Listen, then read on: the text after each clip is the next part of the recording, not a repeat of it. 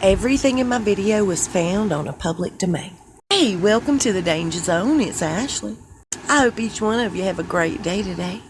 I was going to hop on here several days ago when the news of her fashion line, Megan's, hit the media circuit. But I'm glad I waited, and I'm going to tell you why here in just a little bit. But let's talk about what's going on right now. Megan's collaborating with several high-end designers. This line will not be something that you can go to Target, TJ Maxx, Walmart, places like that and pick up. We're talking $1,200 sundresses, $300 jeans, $400 blouses. Nothing affordable or easily attainable for your average shopper. She's such a humanitarian, a philanthropist. It's going to be piece for piece and donation. Keisha Nonu and Megan have paired up and designed a particular group of clothing, and they're calling it Charity Clothing Fashion Capsule. It's literally bland styles just slapped together with a quickness.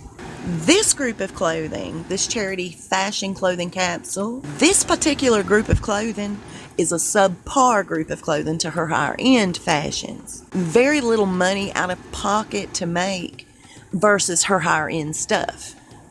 It's a lesser quality, it's cheap, it's very bland, cookie cutter. You see what I'm saying? Now, for every piece that's purchased from her high-end lines, she will go to this charity fashion clothing capsule that's been set aside, and she will take a piece of that and donate it to the SmartWorks charity.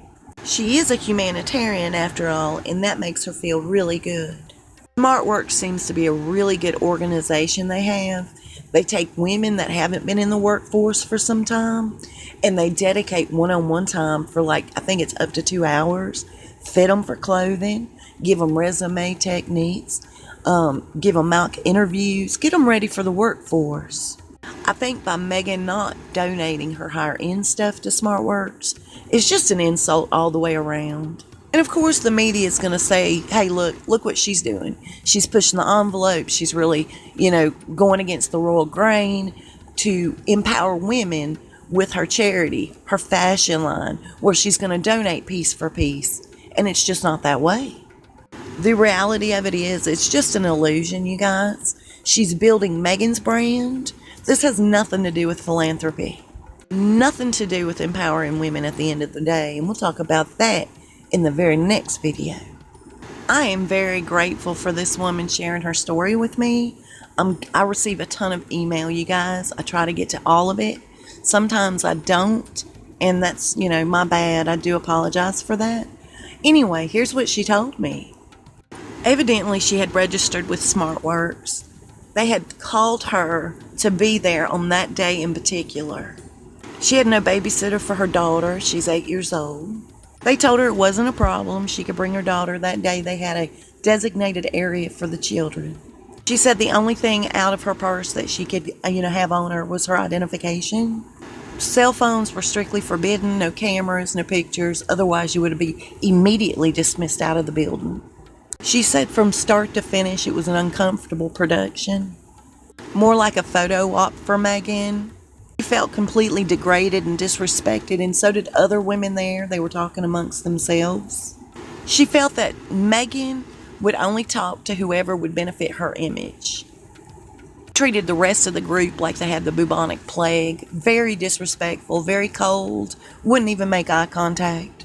She felt that they were being used as props.